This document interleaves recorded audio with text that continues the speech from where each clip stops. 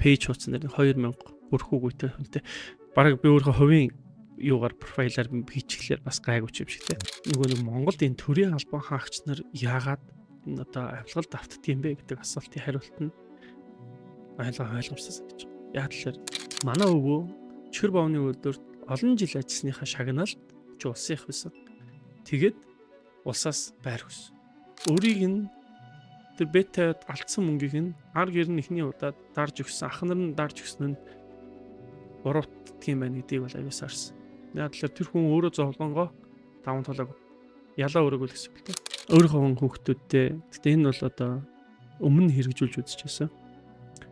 Нэг юм авъя гэдэг зарчмаар худалдаа авах хэрэгтэй. Дэлгүүр. Тэгэл хоёр юм авчих юм бол нэгийг нь аавна гэл сонголт хийлгэнэ. Вэ гэл ингээл ойлгох юм бол алийг ч авахгүй гарчдаг. Тим хэдэд удаа туршилт хийчихсэн. Тэгээ уйлна амар гомдно.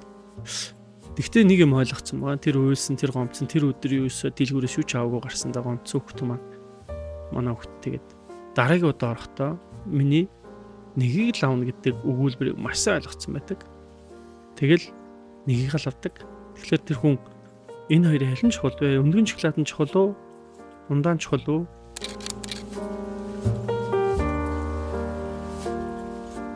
За сайн мэцэн үнэнгээ сансуу подкастын ээлж нэгэн шинэ дугаар эхэлж байна. Энэ удаагийн дугаараараа та бүхэнтэй нэгэн сонирхолтой зочинг өргөн авчирсан байна.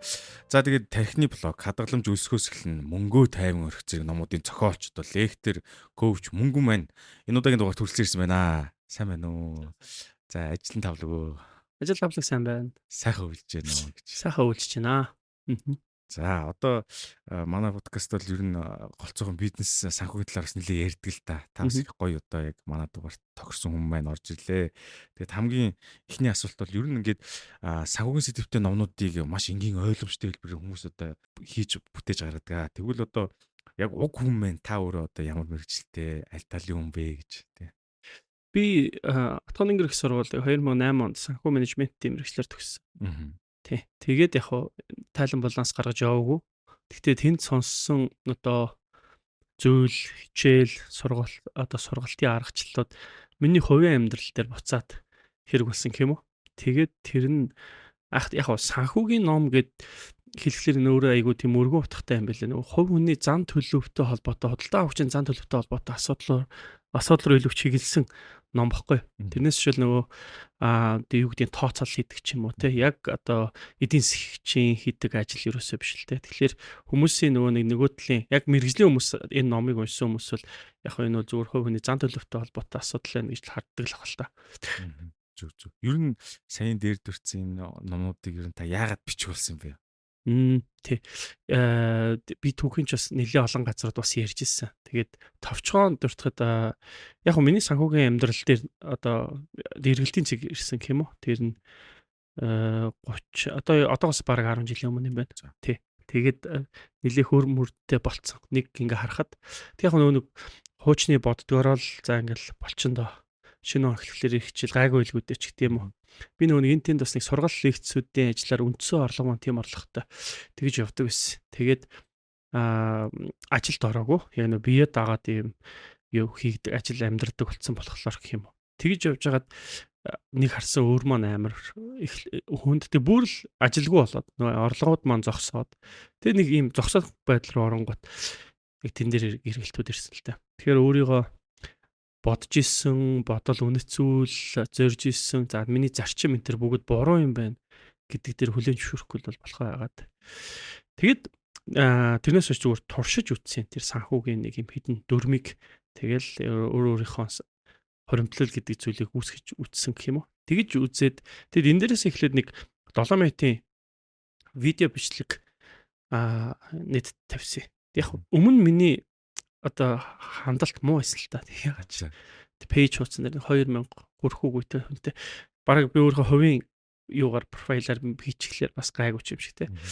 Тэгээд тэн дээр нэг тийм 7 минутын бичлэг тавьсан. Тэр нь болохоор хадгаламж өсгөхөөс эхлэн 6 дасны арга гэдэг ном юу илтгэл 20 минутын илтгэлийг тийм болгосон. Тэгээ тэр илтгэл дээр бол яг зүгээр амьдралаа ирсэн. Яг өөрөө хэрэгжүүлж байгаа. Тэгээ амар гоё юм ярьдаг гэснээр болоод дахиж элдв бахан хүмүүстэй зорилго амжилт гэдэг зүйлээс зүхтаад миний ярьдаг сэдв ярих чадвар бүгднгээс нь зүхтаад санаа зовмор л та. Тэгээд тийм юм ярьсан. Тэгсэн чинь тэр гарснаас хойш хүмүүс асуулт үүссэн. Тэр болохоор одоо энэ тэр 6 насыг шууд нийчих юм уу гэдэг. Тэгэхээр тэр 7 минутын видео бол ягаад ч хүмүүст санхүүгийн ойлголт өгч чадахгүй болчихж байгаа байхгүй. Тэгэхээр би нэг үүрэг хариуцсан хүлээчих. Энийг ном болгохгүй бол энд хүмүүс ингэдэг буруу алхмууд хийгээд байна. Тэгэхээр надад яг юу болоод байгаа тохой. Хоёрдугаарт яасан гэхэлэр хоёр том шалтгааных нэг нь энэ. Нөгөө шалтгаан нь болохоор өөртөө өдрийн тэмдэглэл хийх байдлаар тэр дансныхаа аргачлалыг илүү гүнзгий туршиж байгаа. Тэр эхний номон дээр гарч байгаа зүйлийн төгсгөл дээр тэр 6 дансных нь аялын дансыг нь баг анх удаа хэрэгжилж байгаа байхгүй. Ном төгсгөд аялын дансаараа би одоо ингэ явах гэж байна. Тэгээ дараа нь юу басныг өөр номон дээр бичээгээд устдаг байхгүй. Тэгэхээр тэр бол нэг тийм үйл явдал болсон юм уу? Дараа нь тэр нэг тархины блок гэдэг ном болохоор хадгаламж өсгөөс эхлэн номын нөгөө тал нь тэгээд санхүүгийн амьдралыг хувь хүний нөгөө нэг дадал зуршлын амьдралтай холцглохлоор өө юм болчих гээд тахлаар нь салгацсан. Тэгээд арай өөр одоо амьдралдаа ямар дадал юм дэглэмүүдийг хийгээд үзвэл зүгээр юм бэ гэдэг. Тэгээд тэр нь өөртөө бас судалгаа хийсэн нэг тийм нэг л тэгж гаргасан. Зөв. Тэгэхээр нэг сая юу гой санагдаж байна л да нэг лаг хүмүүсийг урамшуулах биш за болингүүтэйг өөрийнхөө амьдрал ярих гэдэг нь айгу зүйтэй болсон юм байна л да. За тэгэхээр одоо манай подкастын уламжлалс нэг асуулт байдаг. Тэр нь болохоор нэг баг орсон зочин болгоноос асуулт байдаг. Та яг орлогын хэдийн өсвөртэй вэ гэж асуудаг юм. Би чинь орлогын хайхтар олон өсвөргүй. Ер нь бол одоо санхүүгийн хуучин ном байсан. Одоо бол нэг сургалтууд юм уу да. Сургалт. Гэтэ энэ бол амар тийм юуны хамааралтай. Үлрэлийн чанартай. За тэгэд ресторанаас бол нэг багахан нэг багахан цалин авдаг. Яг л ресторан бие даах чадамж нь их удаан явагдаж байна. Тийм байна. Тэгэл өмнө нь одоо жоохон хоримтлуулж хадгалж ирсэн мөнгө нэг хэсэг жоохон одоо энэ цонх үеийг жоохон ингэж хамгаалж өгсөн. Тийм болсон гэх юм уу? За тийм л байна. Зөв. Рестораны бизнес руу ороод удаж байгаа юу та? Одоо 2 дахь жил. 2 дахь жил лээ. Өмнө та энэ талаар ажиллаж байсан уу? Шинэ үснэ танд? Энэ бол шинэ. Миний хувьд бол бүр цоо шинэ зүйл. Хүмүүс ажиллаад энэ 2 жилийн хугацаанд ер нь бэрхшээлтэй зүйл юу тулгарч явах сонирхолтой кейсүүд гарвал. Яг нь энэ бол Монголын татврын систем бол үнэхээр бизнес хийх жижиг дунд бизнест бол ямар ч боломж олгодгүй юм байна гэдгийг бол аюул сайн ойлгож байна. Тэгээд яг одоо ингээд зүгээр энэ тентхийн томоохон компаниуд хүртэл маш хэмжээний зур татвар өртөө байдаг юм гэдгийг бас харсан. Тэгэхээр энэ өөрийг нь ингэж баг байлгангаа бизнесээ явуулж сайжруулт юм бол да. Баг энийг нөгөө нэг яаралтай нэхэгдээл гэдэг учраас тийм ойлголт авсан. Би зөвхөн нэг бондын чиглэлээр юмнууд харахлаар тэр компаниудын тайлангийн мэдээлэл дээр маш хэмжээний дотор өөр мөрнүүд байдаг юм байлээ. Тэгэхээр энэ нь бол зөв Монгол нэг иймэрхүү байдлаар ингэж явд юм байна гэдгийг сүүлдэн зур олж харж байна. Тэгээ нэг рестораны бизнес чинь яг аж ахуйн бизнес байнгын л ингээл одоо өдөр тутмын ажилд нь оролцож байгаа бол хаяад явцдаг ч юм уу эсвэл одоо унтчих хат мөнгө өртөг бизнес биш юм байна л да. Би одоо тань сонсноор одоо бас найз нөхдөө нийлээд фандрайзинг хийгээ босгосон гэж юм те. Энэ процесс нэг бас сонирхолтой санагдаад байл да. Бас жоохон хүмүүс санаа суулгыг бол яаж ингэж босгосон те. За энэ айгу сонирхолтой. Энэ юу юм бэ гэхээр өмнө нь чүүчүү ресторан байсан. За өмнөх чүүчүү рестораныг мэдж байгаа бах те. Ер нь бол юуны номын сангийн төв номын сангийн ард байсан. Тэгээд энэ бол яг манай 5 найз. Тэг би болохоор тэр үед энэ хүмүүстэй яг найзлж эхлэегүй. Бараг тэр үед л танилцсан юм уу та. Тийм үе. За тэгээд тэрнээс хойш ковид болоод энэ бизнес ингээд хаагдсан, дампуурсан. За тэгээд маш гоё дурсамж, маш гоё хүмүүсийн хамтрал. Гэхдээ энэ дээр 5 найзын санхүү дээр маш том дарамтууд ирсэн юм болсон. Яг хуу тавлаа учраас харьцангуй баг нэг хүн дээр ирэх эрсдэл нь тий. Бүгд зээл мэйл аваад зарим нь мачны зээл, зарим нь ингээд цалингийн зээл аваад орсон бизнес баг. Дараа нь нэсэн бэхлээр энийг эргээс сэргээе л дээ. Тэгэхээр бидэрт нэг юм үүр цугладаг юм залуучдын хоорондоо ярилцдаг юм клуб хэрэгтэй, лаунж хэрэгтэй. Тэгээ бид нар ийм газрууд хайгаал ирсэн. Бүр болохгүй бол гаражнд ч бараг хитсэн чат ингэдэг бараг юм ярьж ирсэн байхгүй. Тэгж явж хагаад энийг улам би ингэж хатгсан л та. Би ч Ирландд байжгаад тэнд юу ямар хөө юм бизнес гоё юм бэ гэдгийг харсан л та. Ер нь бол ийм үйлчлэгээний бизнесийн л ороо юм бэл. За ер нь энийг Монголд хийвэл гоё юм байна гэсэн мэдрэмжтэй. За тэгээд асуусан манайхан зөвшөөрдгөө яал тэр нөө шарахтай хүмүүс нэлээд өндөр тэр дампуурлцсан. Тэгж яагаад ямар шийдэл хүрсэн бэ гэхээр за хэрвээ зүгээр бидний эргэн тойрны бүх хүмүүс бүгдээрээ энэ төслөө танилцуулъя. Өмнө хийжсэн юм чинь. Тэгээд crowdfunding хийгээд хоёрдугаар тэгээд чамаар ахлуулчих. Чи санхүүгийн салбарын чиглэлийн мэд юм чинь. Хариуцсан явж болох байлгүй гэл. Тэгэл хүмүүстэй танилцуулаад яг энэ Чүчү family гэдэг гэр бүл маягаар одоо ингээд 20 30 хүний найз нөхдийн оролцоотойгоор ийм юу үүссэн байхгүй. Тэгэхээр нэг хүнээс маш бага мөнгө гараад одоо сая 2 сая төгрөг хөрөнгө оруулалтууд аваад техний нөгөө хөдлөх мөнгө ичж байгаа байхгүй. Тэгээ бэлэн байгаа хуучин ажиллаж исэн юм газрыг өөрчлөөд шинжилэн зохион байгуулад явж байна гэсэн үг л дээ.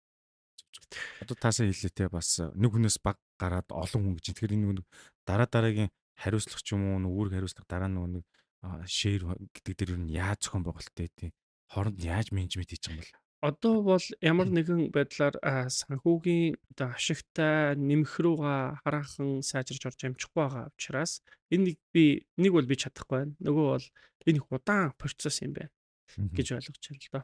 Айгу удаан процессор ингэж явт юм байна. Тэгэд явж байна. Тэгээд ер нь бол жилдээ ч юм уу ерөнхийдөө нөгөө бизнесийн хоримтлал үүсгээд бизнесийн хоримтлалаас хөрөнгө оруулалт хийсэн хүмүүстэй жижиг шеэрүүд өгөх төлөвлөгөөтэй яг үндсэн хөрөнгө оруулалт хийсэн хүмүүст бол маш багаар чөлтгөнө ингэж одоо ашигын хуваарлт хийхийг хичээдэг. Тэгээд нөгөө тайлан өөрөө компани дээр тустай явдаг учраас амар байдаг л да. Тий. Тэгэхээр тэрийг ингээд ийм орлоготой, ийм зардалтай, тэгээд ийм ашигтай, ийм хоримтлалтай гэл. Тэгээд тэр хоримтлалаас хуваарлт хийх эсвэл буцаад нөгөө нэг бизнестэй жоохон хөрөнгө оруулалтыг сайжруулах гэдэг сонголтоо хийлгдэг гэсэн. Яг хоо энэ дэр нөгөө хүмүүс нэг их өндөр мөнгө өгөөг учраас зарим нь ингээд мартцсан, зарим нь тоодоггүй, илүү их энэс юу хүсдэг вэ гэхэлэр би анхстай 2 сая төгрөгсөн тэрний ашиг авъя гэдэг хүн орж ирээгүй л те. Тэгээд окей энийг ер нь баг ингээд бэлгэлчих гэдэг санаагаар зарим нь хандсан байгаа. Гэтэ энэ бол бүгдээрээ биш. Энэ яг хоо санаа ер нь бас хаанаас гарсан гэхэлэр Fat Cat бол яг crowdfunding хийсэн бэл. Тэгээд хүмүүс тэрэн дээр мөнгө хандуулсан юм лээ зүгээр буцаж хөрөнгө оруулалт хийх биш одоо гарах биш. Тэгэхээр гоё хөгжимд хайртай хүмүүс Fat Cat-ийг бий болгосонтой адилхан Чүчү family-гийнхэн ер нь Чүчү бий болгож байгаа гэдэг санаагаар. Гэхдээ бид нар энэ дээр л тэр буцаагаад мөнгөний нөгөх зарчмыг баримтлал явж байгаа л та. Зүг. Гэхдээ алдах юм бол ингээд алдсан штэ гэдэг дүрмтэй. Бүгд хүмүүс ойлгоцсон байгаа хэ тийм. За их гоё түүх байна. Өмнө бид нар бас нэг Магнолын түүхээс сонсч ирсэн, орж ирсэн. Тэгээд яаж болсон талаар хуваалцж ирсэн. Тэр төстэй юм байна тийм. Тий. Би ч нөгөө хорлогын хүүсвэрийн талаар ярьж ирсэн чинь манай нэг найз сая сүлд их гоё. Одоо өөр өнцгөр хэлсэн л дээ. Тэгэд өмнө бас би бас тэгж боддог байсан. Орлогын олон өсвөртэй байх хэрэгтэй болов уу ч гэдэг юм. Тэгэл өстэй янз янз юм хийх гээл санхүүгийн зөвлөгөөч өгөөл хажуугаар нь ингээл сургалтаа ч хийгээл тэгснэ бүр дахиад шал өөр юм хийж гэдэг юм ингээл олон юм боддог байсан чинь. Тэгсэн чинь тэгм бол чиний бүтээмж ингээд буурна штэ. Чи нэг зүйлээсээ л угаасаа орлогынхаа 80-90% баг олж байгаа л бүт. Тэгэхээр тэрийг маш сайн хийдэг болоод тэрнийхээ орлогыг тултал авдаг болохын төлөө явах хэрэгтэй юм биш үү. Тэгвэл угаасаа чам тийм цаг байхгүй ч. Тэгээ нөөц байхгүй ч гэдэг талаар хэлжсэн. Тэгэхээр олон хөсвөртэй гэхэлэр яг хөө зүгээр ингээл талтурдал явдаг хүн болж хуурна гэдэг мессеж шилж байгаа нөгөө талаараа нэрэж тийм үү гэдэг ойлголт харж байсан л та. Тэгвэл нөгөө хүн чинь жоох ингээл нэг энэ орлогын хөөсөр олон өсвөр гэдэг чинь нэг жоохон мөнгөтэй болоод эхлэхэр хүн элдв юм хийх гээл эхэлж байгаа юм л та. Энийг чаддсан юм чи тэрийг чаддсан юм чи жижигэн элдсэн юмнууд руугаа эрсдэлтэй хөрөнгө оруулалт хийх гэдэг. Тийм талтай юм шиг. Цаг гаргаж чадахгүй бас тийм. Орондоо хийчих талтай. Зүг. Бас нөгөө талаас нь бас өөр өнцөг шүү. Тийм. Тгий санагдсан. За тэгэхээр рестораны бизнес аваа явж байна. Тэгээ сая яг ярианда та дурдлаа л да нөгөө татврын нөхцөл гэдэг бүх байгууллагууд жижигдэн байгууллагууд нөгөө татвараа төлөөл тэгээд юу ч дуусч чаддаг нь хаасайг л байгаа л да. Энийг одоо чинь та ингээд 2 жил ресторан бизнес хийж явж байгаад арай нэг ингээд ийм болгочвол ямар байсан бол гэсэн тийм санаа гарч ирж ирсэн үү? Жижиг дүүнд ялангуяа нэг юм үйлчлэгээний салбаар бас юм номыг ч гэсэн юм. Би ч одоо ном дээр амар их татвар төлсөн шүү дээ. Тэгээд би одоо тэр нөөтийн татварыг одоо номон дээр гаргаж өгдөг би ойлгодог. Тэр одоо ямар нэмэн өртөг хийснэ ч ойлгохгүй. Тэр хүн өөрийнхөө тархинаас амьдралаа битсэн чинь тэр ингээд нэмэн өртөг гэдэг байгаа байхгүй тий.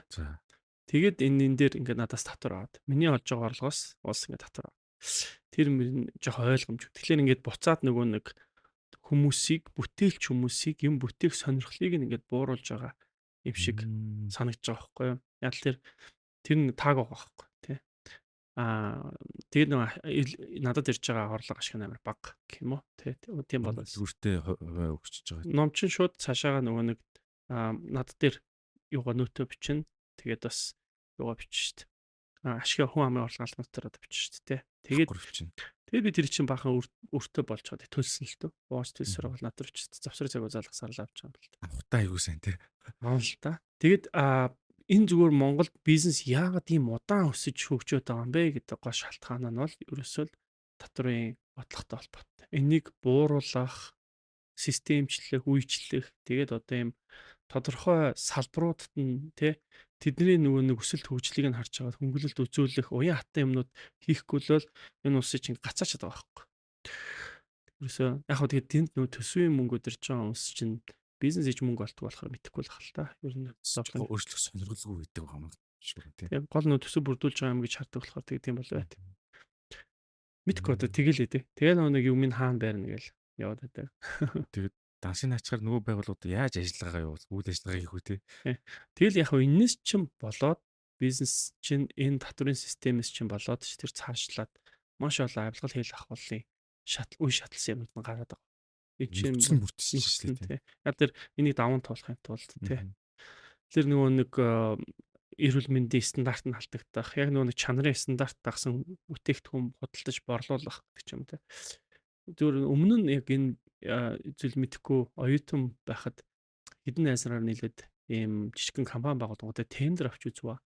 Тэр тендерийн түүх маань нэг юм суманд нэг юм гэрэлтүүлэх хийх, замын гэрэлтүүл. Тэгээд тэрийг би ингээд тэр багийн гишүүн нь л те. Тэгэл тэгсэн чинь тэр тендер дээр болохоор бөө юм болж иж нэг жоохон мөнгө авчаа. Тэр чин дунд нь хүмүүс бүр дотор нь байгаа тэр нэг дамжлах цаас дамжлах хүн болгоно нь ерөнхийдөө мөнгө авах юм байна. Тэг ингээ мөнгө аавна. Тэгээ тэрний дараагаар явах уу гэхэлэр за ингээд нэг жоохон мөнгө гараад ирлээ тий. Тэнгуут тэрнийх нь бүгдийг нөхгүй. За ингээд эхлээд урьдчилгаа жоохон мөнгө. Тэнгуут очиж нөгөө нэг гэрлээ сонгоод тэг ингээ авчир тавих гэхэлэр тэрнээсээ бид ашиг гаргаж авах гэхэлэр тэр ашиг нь саяны өмнөх хүмүүст нь ингээд явцсан. Нэг хахуултаа явчихж байгаа тий. Тэгээд жоохон гэрсэн мөнгнөөс дахиж ашиг гаргахын тулд хамгийн муугийн сонгохоосор сонголт болж байгаа. Яг л тэр өчнөө цаг хугацаагаа зориулж ажиллаж байгаа юм чинь тэр хүмүүс ажиллаж чинь тэд нэр цалиу хөст. Хамгийн мөнгөс. Тэгээд нөгөөтгөө авиж тавина. Яагаад ер нь суманд ч юм уу ийм тендер тулгуурсан ийм одоо улсад хийгдэж байгаа олон нийтийн одоо бүтээн байгуулалт муу хийгддэг юм гэдэг шалтгаан нь яг энэ систем левел хэлээ. Тийм. Би тэнийг харчаад энэ бүр нөхцөл нөгөөс юм биш гэж харж байсан баг. Тэрнтэй адилхан саяны хүмүүсийн тэр хэл ахуулын асуудлууд хүртэл ингээд энэ дээр судалгаа хийх юм бол яг гарц нь хаана байна гэж харах хэрэгтэй юм шиг санагддаг шүү дээ. Маш том зургаар харж бүр нэлээд том өөрчлөлт хийж байхгүй бол хохорхшгүй юм болцсон биз дээ тий. Нөгөө талаар одоо жишээл би нэг моримтлал гээл тоглоом цэнтргээл яриад яваад байсан чинь сүүлдээ тэр юуны үеэр ковидын үеэр ч үлээ бүгд нэг хэсэг клуб юунд орсон шүү дээ нөгөө нэг клуб хаус төрсөн. Клуб хаус дээр ингээл юм ярилцаад бүлэг бол тэр нь гэсэн нэг төрлийн албан хаагч залуу орж ирсэн. За тэр залуугийн тархинд бол хөрөнгөлөг гэдэг хээ өсөх чалга. Тийм байхгүй. Тэгээд болж штэ гэдэг л бодолтой. Ажлын байр байна, цалингаа авж гин, цалингийн зээлтэй амьдрал болж гин те. Хоёр өдгөө хоос онохгүй гэдэг юм бодолтой. Нөгөө залууд яаж одоо хөрөнгөлөл тэр гэж ойлгуул гэдэг чинь хэцүү байхгүй. Тэгээд эрсдлүүд ярьж байгаа те. Тэгэхэд нөхөрд бол тэр яг хахтар буужрахгүй байхгүй тэр эрсдлүүд нь. Зовлон бол надаас холуур гэдэг шиг те. Тэгэд тэрийг ингээ анзарч хахад нөгөө нэг Монголд энэ төрийн албан хаагч нар яагаад энэ одоо авилгалд автдаг юм бэ гэдэг асуултын хариулт нь ойлгомжтой санагдаж байна. Яг л нөхөр хадгаламж хоримтлал гэдэг юм байхгүй. Өчнөө олон жил ажилласан. Тэгвэл тэрэнд ямар нэгэн онцгой эрсдэл тулгарх юм бол заавал юмугаар хүүхд нь өвдөх юм бол эсвэл одоо машины ямар нэг ослоор хүсэх юм бол тэр яаралтай мөнгө хэрэгтэй бол. За яаралтай мөнгө хэрэгтэй болох үед тэр яах вэ гэдэг асуулт байхгүй. Гэтэ тэрний хийж чаддаг зүйл бол цаасан дээр гарын үсийг зураад төрүүлж хинт үйлчлэгээ үзүүлэх вэ гэдэг сонголт нь байгаа. Тэр нь ямар нэгэн чаддаг юм бол баг. жиж хааж ш нөгөөдгөө. Тэгээд тэр мөнгийг одоо тэр өөрийнхөө хийж байгаа одоо иргэдэд тэгш шудраг үйлчлэх гэдэг одоо дүрмээсээ буцах шалтгаан нь тэр нөхцөл нь бүрдсэн гэх юм уу? Яг л тэр нь суур ийм чадамж байхгүй. Тэгэхээр яг энэтэй холбоотойгоор нөгөө нэг тэр ажлаа буруу хийх шалтгаанууд нь тэн дээрээсээ ингээд бэлтгэгдэж байгаа. Тэгэхээр төрийн албан хаагч нарт хоримтлалыг бий болгох алхам хийхгүй л тэд нар бүгд одоо юу гэдгийг авилгал хэл авах бол бэлэн нөхцөл санхүүгийн нөхцөл нь бэлэн байгаа байхгүй тий. Нөгөө талд ингээ харахад иргэдийн одоо хоримтлал, массын хоримтлал маш муу. Тэгээ тэр нь сонгуул 100 мянгаар хөдөлж авах хэлбэр байгаа байхгүй. Хоримтлуулдаг юм чинь хоримтлуулдаг хүмүүс чинь ингээд надад нэг сүлжээгээр 100 мянга өгнө гэдэг бол тий тэр мөнгөөр би хооллоо тий дараа сарын тогны мөнгө л гэж бодсон шүү дээ тий. Тэнгийнх нь ямар ч байдлын явах болчиход шүү дээ. Яс.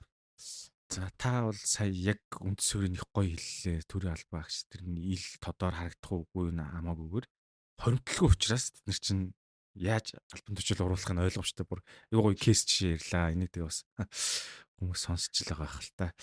За тэгэхээр эндээс үүдээд дараагийн асуулт маань юу гэхээр ер нь Монгол хүмүүс ер нь яагаад ингэж хадгаламж хоримтлуулж чадахгүй байна? Энэ уламжлал гэдэг юм болов уу? Хүний зан төлөвтэй юм болов уу? Тэрийн нөгөө даван тус нийгэмтэй холбоотой л ах гэж бодчих. Тэгээ би зүгээр ээжээс ингээ харахлаа ээж хоримтлол бол байхгүй л тий. Одоо хоримтлуулж байгаа юм шиг. Тэгээд өмнөх нийгмийнх нь нөхцөл нь өөрөө тийм юм өгөөгүй л юм байна л гэж бодсон. За үйл хөдлөх хөрөнгийн талаар бодъё тий. Манай өвөө чихэр бовны үйлдвэрт олон жил ажилласныхаа шагналд ч улсын их байсан. Тэгээд улсаас байр өгсөн. Тэгэхээр энэ байрыг өвөө яг нөгөө нэг хэдэн төгрөг тоолж өгж яаж одоо урт хугацааны лизинг дээр хийж авах байх нь шүү дээ. Энэ нийгэм нэм байж. За ингээд манай өвөөгийн цаг үед бас. Тэнгууд манай ээжид энэ өвлөгдсөн.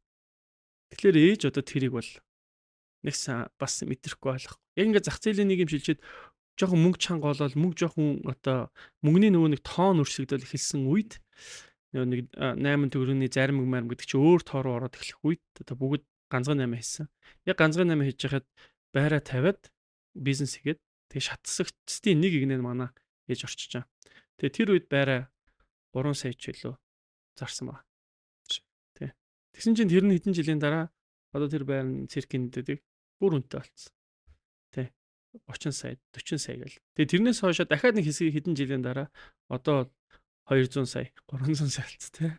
Тэгэхээр ингээд юм ингээд өөрчлөгдөж. Тэгэхээр нөгөө нэг нийгэм нь өөрөө энэ хүмүүст хоримтлалын системийг ойлгуулах алхмыг юусоо өгөөгүй гэдэг нь л байгаа байхгүй юу. Тэгээ одоо энийг бий болгоод эхлэе гэдэг зарчим ярих гэхлээр яг Монголд бол цөөн хэдэн хоримтлуулагч нар нь л одоо том мөнгөө ингээд хоримтлуулаад тэрийг зээл гаргаад ингээд тэдний мөнгөтэй болоод авсаш масад нөгөө нэг мөнгөө цаашаа гэдэг сэтгэлгээ байхгүй байгаа нь яаж харагддаг гэхлээр би өөр тусын жишээг л ингээд Facebook дээр ч юм уу дэлгүүр дээр бичээл видео хийгээл явуулахад уурлаад яг л нөгөө нэг өөрт нь байхгүй. Чи хэдэн төгрөг яаж хадгалгээд байгаа те?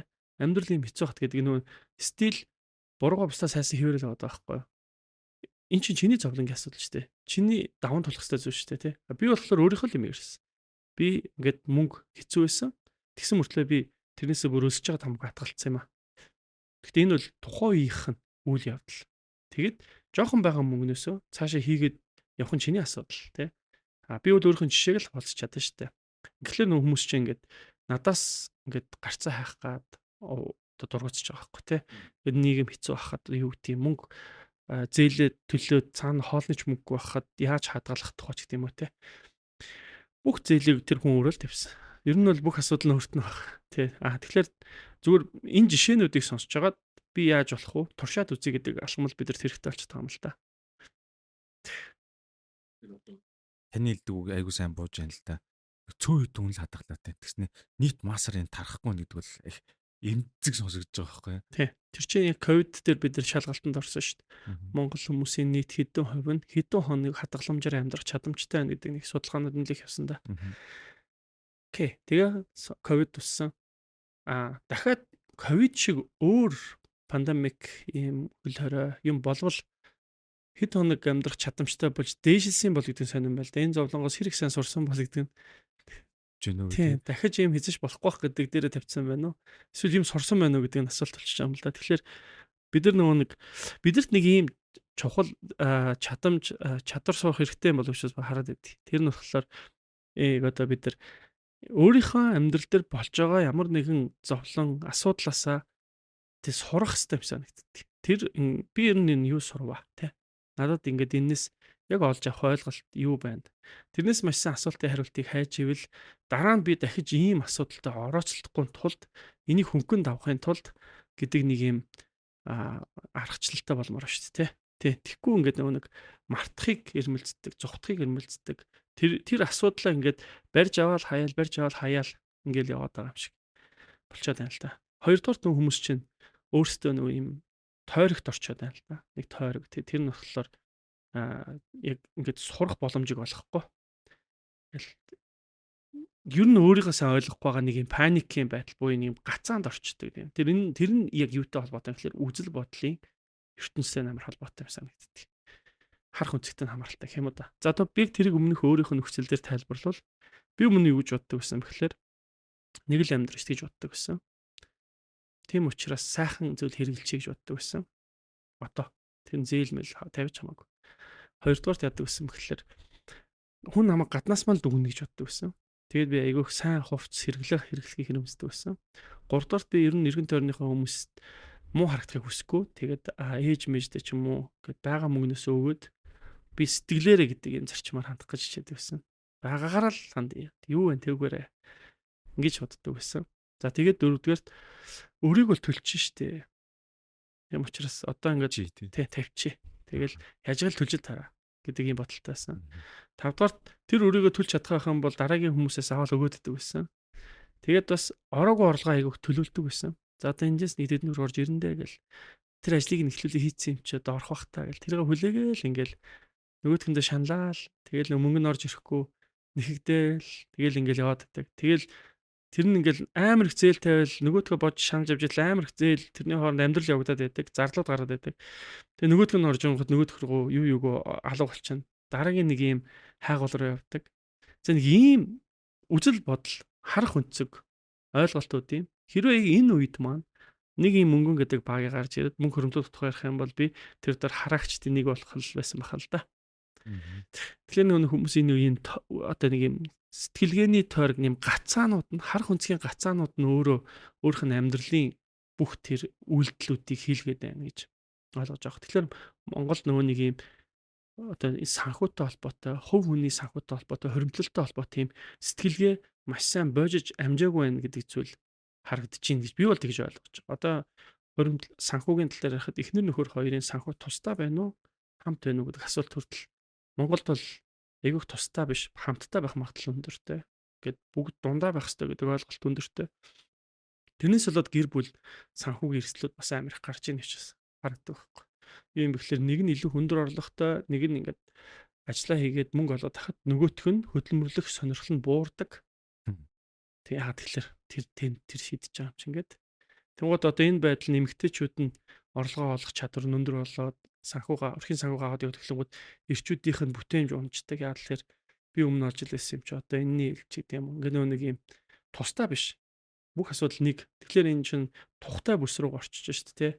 Тэгэл ингээл би өмнө олдог л байсан шүү дээ. Тэнгууд нэмэгтэй бачимдал ингээл зөрчлүүд үүсдэг те. Энэ зүр ийм зөвлөгөөнүүд дэр иймэрхүү юмд амар анзаарэгддэг. Хүмүүсийн санхүүгийн амьдралын ингээд сонсголоор. Гэтэл энэ хоёр чинь ингээд тусдаа байж иж те. Миний мөнгө би одоо хадгаламжаа тусдаа хийж иж энэ гэр бүлд амар хэрэгтэй зүйл байгаа байхгүй. Яг л ер нь хоримтлалыг хүмүүс ингээд ойлгож зүгээр юм шүү. Зохиомл хомсдол үүсгэх гэдэг зарчим байгаа байхгүй. Амьдралдаа. Зохиомл хомсдол үүсгэж хэлээр хүмүүст юу үүсдэг юм бэ гэхээр нэгдүгürt бол хамгийн ухаалаг зардлуудын шин драфт гарч ирж байгаа байхгүй. Шин өрөлт үүсэж байгаа байхгүй. Би өнөөдөр номер 1 миний зард юу вэ гэдэг дээрээ дахиж бодхосоор аргагүй. Яг л тэр надад 500 сая төгрөг байсан бол би шууд 300 болгочих юм бол миний зардал 500 мянга. Гэтэ надад 300 байгаа. Тэгэх юм бол би энэ зардлыг дахиж ирэмблэхээс аргагүй болчихж байгаа. Тий. Ингээд шинэ ирэмб өсөж байгаа. Хоёрдугаар юу өсөж юм бэ гэхээр миний орлого хүрэхгүй энэ 300. Үнэхээр тухгүй байна. Тэгэхээр би энийг хүргэдэг болгоно. Ингээд хүн өөрийнхөө бүтээмжийг нөөцөө шавхах шаардлагатай болж байгаа. Өөр надаас ер нь юу гарч чадах юм гэдэг юм явж байгаа. Тэгэхээр би ингээд өөрөө хөгжүүлэх хэрэгтэй юм уу? Эсвэл би өөрөө нэмэлт одоо ажиллах хэрэгтэй юм уу? Ер нь амралтын өдрийг амар суух надад ирэх байна уу? Ер нь яг үндэ бол ийм буудан дээр суух сайхан тий тухал суух ирэх байна уу тий? Ингээд нөгөө өөрөө өөртөө хандах дахиад хандлагууд өөрчлөгдөж байгаа байхгүй. Тэгээ ингээд нөгөө нэг нийгэмдэр ажлын байрууд хүртэл ажил хайгчид эхэлнэ шүү дээ. Тэ. Гэт би мөнгө олж хүрэхгүй байна. Амьдралтаа хүргэе гээл тэ. Гадагшаа авсан хүмүүс ягаад ажил хийх гэдэг хамгийн дөрөв зүтгэдэг вэ гэхээр яг саяны л асуудал шүү дээ. Хүрэхгүй байгаа учраас бид нэр ажлыг юу ч хамаагүй хийнэ гэдэг дээр очиж шүү дээ. Миний өнөөдөр ямар боловсралтай байгаа ямар ч хамаагүй би танад очиж шалаж байгаа ч гэж хэлж байгаа шүү дээ. Монголд бол үнээр ажилтаа олдохгүй байгаа шалтгаан. Чи сайхан тулгаж хүргээл гадгалахгүй болгоол тэгэл бүр болохгүй юм бол эргэн тойрны ах トゥ унаас аав ээжээсээ найз нөхдөсөө тусламж аваад болгоос сурцсан тий. Тий, тэгэл амтардаг. За. Бүр яг үнд сүртэй их гоё тайлбарлалаа сая та яриагаа. Тэгэхээр нөгөө би ингээ Instagram дээр ирэл мэлэхэр хүмүүс ингээ орж ирдэг байхгүй юу? Нэг аппликейшнээс зээл авангуудаа өөр аппликейшнээс аваад тэрийг төлчдөг юм байл. Тэгээд ийм жонглорд л яваад идэм байл та. Тэгээд яаж байгаа тэр аппликейшнүүд нь бэлэн зэлэн голмоор байх юм тий. Одоо уламж нэмэгдэж байна л да. Яг хөө нөгөө талаараа зээлийн аппыг чинь угаасаа л байгалийнхаа хуулиар өсөн штэ. Зээл авах сонирхолтой хүмүүс их байх тусмаа. Ерөнхийдөө зүгээр зээлийн аппод юг оруулж яах гэхэлэр найз нар хоорондоо мөнгө зээлэх тэр харилцааг л зохицуулж байгаа штэ. Энээсээ мөнгө зээлээд хоорондоо хэрүүлэлхийг болиулаад байдаг л байсан юм. Хэлбэр нь жоохон өөрчлөгдсөн. Хоёрдугаар тэрнтэй холбоотойгоор маш их хэрэглээний нөгөө хөөрөгдлүүдийг энэ зээлийн аппод амар дэмжиж штэ. Жижиг гар утас ч юм уу юу гэдгийг хэрэглээ те ахын юмнууд тэгэл хэдэр чин бол навс хямдарж байна урьдчилгаагүй ч гэдэг. Тэгэн гоо тэр зээлийг чи апаар шидчихэж байна л да. Тэгэд тэгтээ нөгөө нэг энэ нэг зүйл нь юу болж яах гэхлээр буцаал бид нар дээр дахиад илүү том сорилт руу биднийг түлхэж л байгаа. Банк яадаг вэ гэхлээр одоо хүн зээл өгөхдөө хүний орлогыг нь судлаад тэгээ орлого нь хэр найдвартай юм гэдгийг нь харж агаад тэгээ тэр орлогоос нь энэ хүний өмнө зээл байна уу гэдэг зээлийг судлаад тэр зээлэнд нь орлого нь тэдэнд төлөгдөх юм байна. Тэдэнд өрөөр энэ хүн хоол унд идэж унах гэдэг тооцоолон гаргаад тэгэд үлдсэн мөнгөн дээр нь энэ мөнгөөр та манахаас зээл аваад энэ мөнгөөр төлж болно гэдэг бодлого готож өгдөг байхгүй юу. Банк ингээд энэ хүнийг ингээд нэгдүгээрт ингээд шалгаччаа. Тэнгууд гэтээ банк их муухай заяа. Яа муухай гэхээр та тэдэн хувийг хадгалчаад гэдэг юм бодохгүй. Сонирмогоц. Тэгэхээр манай Монголын банкны салбар тэр хүний өсөлтөнд анхаардаггүй бодлоготой гэсэн үг. Энэ хүн уг нь л өсөх ёстой шүү дээ. Тэгэл боолын систем рүү очиж байгаа байхгүй. Ажилуулах гэдэг шүү дээ. Боолол заяа. Энэ хүнд ямар ч ирээдүй гэдэг байхгүй. Тим юмны төлөө явуулж байгаа. Дараа нь орлого нэмэгдэнгүү дахиад банк саяныхыг л хийнэ. Энэ хүн тэдэн хувиа цааш нь хийгээд гэдэг ийм бодлогыг бодож өгөхгүй тий. Энэ хүн өөрөө л тэрийг шийднэ. За яг нь банкны буруу ч юм эсвэл хүнийх нь буруулах л та. Дараа нь яаж юм гэсэн чинь энэний дараагаар дахиад одоо банкус санхүүгийн байгууллага тэр хапын зээлүүд ороод ирж байгаа. Эдгээр бол энэ хүн хоол идэхгүй байх хэрэгтэй гэдэг бодлого бодож байна. Тэ. Энэ хүнд илүү мөнгө л гарч ил байвал 3 дахь дахиад этгээдүүд нь шүү дээ тий. Энэ хүн ямар зээлтэй байна уу? Өмнө нь ямар бодлого бодогсон хамаагүй. Ямар ч энэ хүнд орлого олж ийн үү гэдгийг зарчимлж байгаа. Олж л авах юм бол тэрийг нь харангуйтаа окей мөнгө гарна. Ингээд энэ хүн чинь өөрөө орлогоосоо хэд тэгсэн давсан зээл өөрөө асууд үсэл тэгээ нөө жонглоор хийхээс аргагүй юм байна. Бүр ингээд чөтгөрийн тойрог болж өрч шээ. Одоо тэгэхээр тань дээр ер нь хэр олон хүмүүс ингээд санхүүгийн зөвлөгөө авъя гэж ирж байна. Ер нь нэлээх байна уу. Тэндээс их хэцүү кейсүүд гарсан. Та тэн дээр ингэж дэмжиж тусалсан тохиолдлууд байна. Одоо нэг юу л та. Одоо сэтгэл зүгээр нь ч юм уу тийм майндсетэр гэдэг шиг. Зөвлөгөөнүүд явагддаг. Тэгтээ ингээд заримдаа жоохон буурна, заримдаа жоохон нэмэгдэнэ. Тэр нь одоо баг миний контент хийхтэй хамааралтай л гэдгийг санагдаж байна. Жоохон идэвхтэй юм хийгээл яриад эхлэхээр хүмүүс зөвлөгөө авъя гэлээ. Зөвлөгөөн дээр зөндөл олон кейсүүд байна. Тэгээд одоо за хамгийн хүнд кейсүүд тэр болохоор зөв миний ингээд санаанд бууснаас л ярихад ойролцоогоор 350 сая еврото болсон. Тэм нэг хүн байсан. Тэр болохоор гадаадас холбогдсон. Тэгээ тэр болохоор өдрийн зээл авцсан монголчуудаасаа 20 хэдэн өдөр болгон залгадаг. Тэг ингээ бүр дарамтанд орц ажиллаж чадхаа болсон. Тэгээд тэр 400 сая төгрөгийн өрөөлөө. Тэрний хүүнд нь 5-6 сая зүр хүүнд өгдөг. Тэрийг авч чадахгүй. Тийм болцсон. Хүмүүс хүн холбогдчихсон. Тэгэл уйлаа л итгэсэн. Тэгээд миний зөвлөгөө чи угаасаа тийм хүн дэмжих зөвлөгөө байдаг. Надлаа тэгэл яа эн чинь өөрөө нэг тэр хүн даван тулах хэвэл зүйл байна. Гэтэ за ингээд 400 саяын сургалтын суулаа. Юу сурваа гэдэг асуултаар эхэлж байгаа юм л да. За яг юу сурав? Өрийг өрөөр дарахгүй юм уу те? Дарахлаар ингээд бүр өрн өсчт юм байна. Тэг ойлгосноо. За тэгвэл одоо сургалтынхаа үр дүнд яах хэрэгтэй юм бэл? Тэгвэл одоо өрийг өрөөр дарахгүй гэдэг зарчмаар явна. Тэр хүний өрийг өөр хүнээс авч өгөхгүй гэдэг дүрмтэй. Хоёрдугаарт өөрийгөө үнэхээр дампуурсан гэдэг тэр хүлэн зөвшөөрүүлээд хүүгээ багсгах бүх алхмуудыг хийгээд үндсэн мөнгө ихлээр та нарт төлөё. Дараа нь миний орлого болох юм бол би та нарт нөхөж төлөх юм боломж байна. Гэт ингээд явна. За ингээд хуулийн байгууллагаар нь явсан ч болно хамаагүй. А гэтээ энэний дунд та юу хийх ёстой юм бэхлээр заавал өөртөө хадгаламж үүсгэх хэрэгтэй. Тэр чинь тэр хүний амьдрах итгэл нөхгүй. Тий. Тэгэхээр өрөө төлөө дуусчаа гэдэг чинь зориг биш ээ гэдгийг л ойлгуулах нь л эхний бит хоёрын тэр хүний майндсет гэдэг одоо юм өөрчлөх гэдэг алхам нь. Тэгэл эхэлдэг. Нилээ хэд удаагийн видео кол уулзалт хийгдчихсэн. Нэг хэсэг болоод ихэд мартчихсан. Яа тэгэхээр хүмүүсийн санхүү дээр зөвлөгөө өгөөд маргааш өөрчлөлт гарахгүй л дээ. Чинь орлого нь сараар хязгаарлагддаг, жилээр яригддаг тий. Тэгээд тэр өөрчлөлт бас амар том үрцэл баг. Гэхдээ нэг 2 жил болсон юм уу? Ямар ч нэг дахиад юм групп үсгэсэн уулзалт хийгээд явж исэн. Зүүмээр уулзж исэн чинь тэр хүн дараа нь надтай холбогдоод би нөгөө нэг таньс зөвлөгөө аваад үлээдсэн юм чинь. Тэгээд нэр мөрөж хөөрчлөлтсөн.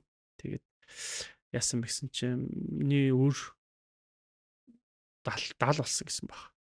Тий. Тэгээд би хадгаламжиндаа бас нэг 40 50 таа 30 таа ч ихэл 30 сая гэж ярьжсэн. Тэгээд хэрэгжүүлсэн. Тэгэхээр тэр хүний харах үнцэг нь л өөрчлөв. Тэгээд тэр хүмүүс дандаа ингэж хэлдэг. Би тгээ сайжрах болов энэ хүн шиг гэж асуудаг л та. Тэгээд эсвэл одоо ер нь ийм хүнд нөхцөөс гарсан хүн байна уу ч гэдэг юм асуултыг хүн болго асуудаг. Тэгэхээр эн чинь тэр нь хамаагүй байхгүй. Гардаг гэхэлэр тэр зүгээр л өнөөдрийнхөө сэтгэлийг л хийж гэдэг болохоос биш. Итгэл найдвар хайчих гал үзээд байгаа болохоос. Зарчим нь яг эхлээд номер 1 би юу ойлгох хэрэгтэй юм бэ? Миний хамгийн том алдчихсан зүйл юу юм бэ? Ягаад энэ байдлаар би хүрчвэ? Юунаас болоод энэ рүү очичвэ? Тэ гэдгийг айгүй бодтойгоор яг өөрийнхөө босон бүх үйл явдлуудаас гарц гаргалгаа хийгээд эхнийхээ алхмыг хийх хэрэгтэй байхгүй. Тэгээ тэр алхмаараа эхний сар маш хүнд тулаанаар орно штэ. 20 хэдэн өдөр болгон залгадаг гар утгаа ярина штэ. Тэгэл зөв үннээ ярина гэдэг чинь тэр намайг одоо тэр юу гэж бодох бол те.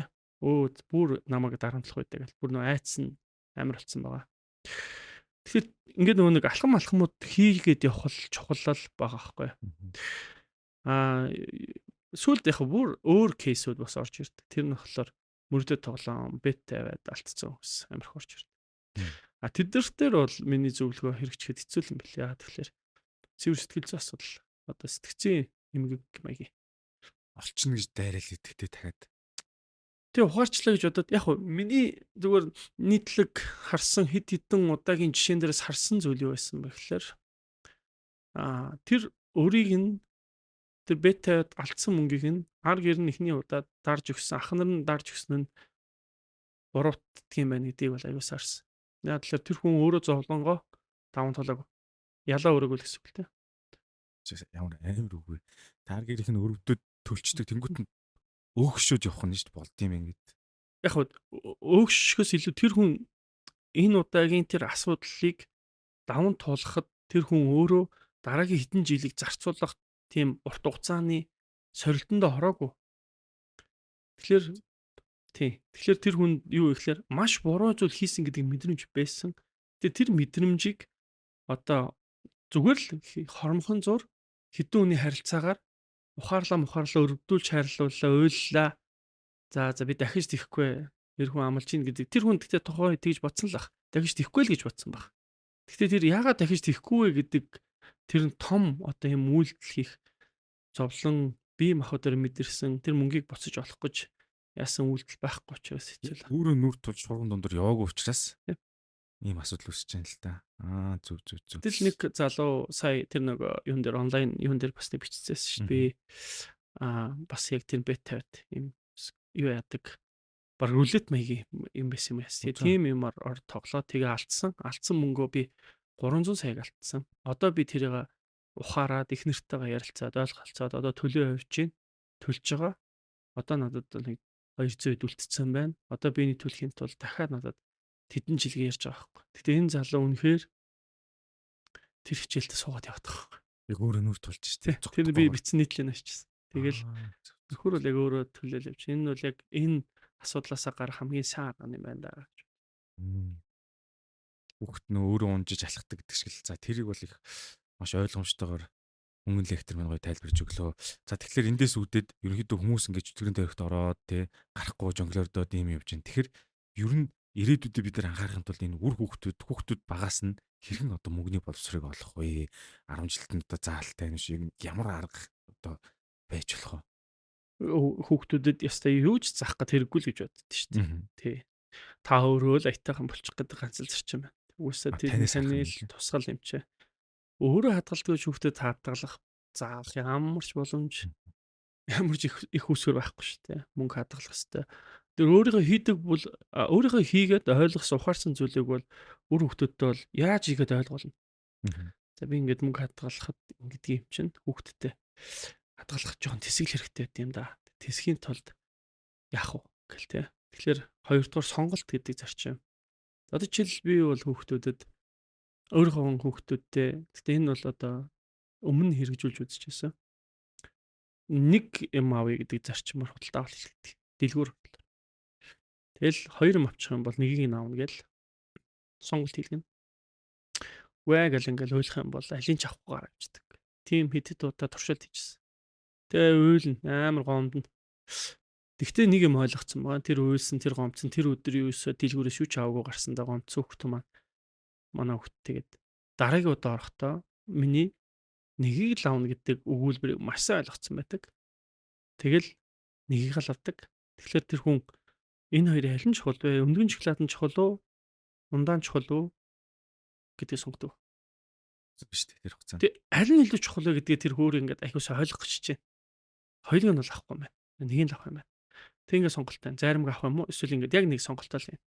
Тэгэхээр ийм сонголтуудыг хийж сурах чинь өөрөө төвчээрийг өгч байгаа байхгүй юу? Яг хөө энэ бол зүгээр хүн сурч хэрэгтэй зүйл. Гэтэ энэ бол нөгөө нэг боомлоод одоо юу гэдэг хүссэн зүйлийг нөхгүй байна гэдэг ойлголтоос өөр л дөө баг ийм жижиг миний ойлгосон зүйл бол сонголт хийхийг заахыг л хичээж байгаа л жижигхэн туршилт юм уу. Одоо л арай өөр. Тэгээ мөнгийг нөгөө нэг бэлэн мөнгө хадгалуулах туршилтууд энэ төр бас хийлгэсэн нэг хэсэг. Ингээд гахаант ч юм уу, ил ийм савнд ч юм уу. Яг мөнгө ингээ байж идэм юм аа гэдгийг мэдрүүлэх сонирхол. Тэгвэл ингээд нүдний гим таньж.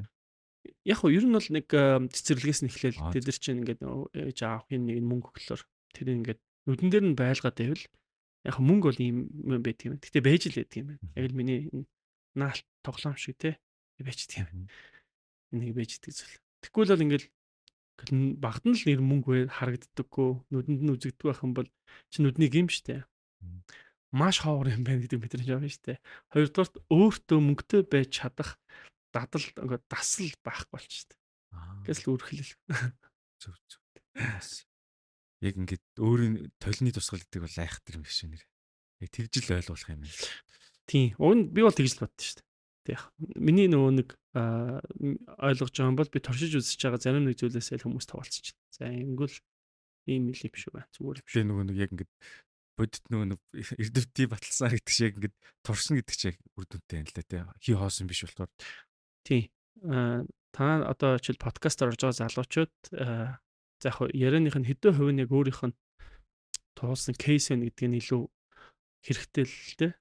Зүгээр миний бодлоор. Тэгэхээр Монголд нэг ийм өөрийнхөө хийж туршсан алдаа оноогоо хүмүүстэй хуваалцах чинь чухал санагддгийг. Тэгэхгүй л ингээд нөгөө нэг Монголд хит ийм өөрт болж байгаа бүх мэдээллүүдэд нуучдаг. Ялангуяа санхүүтэй холбоотойгоор ярих юм бол өнөөдөр бэлтгэс мөрөн гэдэг маш том ийм хэрэг хөвсгөл болсон. Тэгээд тэр хэрэг өнөөдөр нийтэд ил тод олон кейс байвал уг нь хэрэгтэй юм санагддаг. Тэгжиж дараагийн хүмүүс нь би ийм ловерийн ч юм уу ийм асуудал руу өөрийнхөө эрсдлийг хийж болохгүй, мөнгө хийж болохгүй юм байна. Богино хугацаанд их мөнгө болно гэдэг чинь худлаа юм байна гэдгийг ойлгох ёстой байхгүй юу? Гэтэл энэ ингээ нууц ингээд яг юу болсон юм бэ? Айгу ерөнхий ингээд дуусчих байгаа байхгүй. Тэгээ тэр чинь ингээд ичдэг те. Хэвээ боли. Тэнгууд би яг энтэй адилхан хүмүүсийн нөгөө нэг юм товын зөвлөгөөг шүү дээ. Тэр кейсүүдийг подкастаар ч юм уу ийм рилээр ярьчмаар байдаг байхгүй юу? Жишээг нь. Гэтэ нэрийг нуцлаад, ажлыг нь өрчлөөд. Гэтэ яг үндсэн болсон үйл явдал мөнгө нүг нь ярьчихэд ярихлаар надад чат ирдэг байхгүй. Өөрөө сонсоход тэр нь хэцүү байхгүй. Яг л өөрийнх нь амьдралыг яриад байгаа учраас те. Тэгээ та миний юм бити ярил та. Миний жишээг ингээ та нийтэд яриад нь штэ. Чиний нэр дурчсан дурдаагүй. Чиний ажлыг дурчсан дурдаагүй. Чиний насыг чинь өрчлсөн. Тэгээд ягаад болохгүй гэж хэлэхээр ингээд намайг эргэн тойрных наадах чинь сонсоо мэдчихнэ ч гэм нэг юм айцтай. Тэгээд тэгэхээр энэ байдал чинь өөрөө нийгэмд юу гэж юм тэгэхээр суралцах боломжийг олох. Тэр хүнтэй амар олон адилхан унтсан тий шорон дээр утгалтцсан өсөндөө байхгүй. Тэгээ тэр хүмүүс яг надтай адилхан нөхөр ингэж явж байгаад ингэсэн юм байна гэдэг. Би яг ийм адилхан нийгэмдэр хүмүүст яг адилхан асуудалд орооцолтоод байгаа юм байна гэдгийг сураад явах боломжийг нь хаах сонирхолтой хүмүүст. Яг нуучдаг гэх юм уу та. Гоё юмнууд яриад, сайхан юмнууд яриад, болж байгаагаа яриад. Тэгэхээр одоо бас нэг яалч яахгүй хүний сэтгэлгээ ч юм уу дамжиж ирсэн байх ч үнтэй нөө тогоон дотор байх хэрэгтэй нэгт.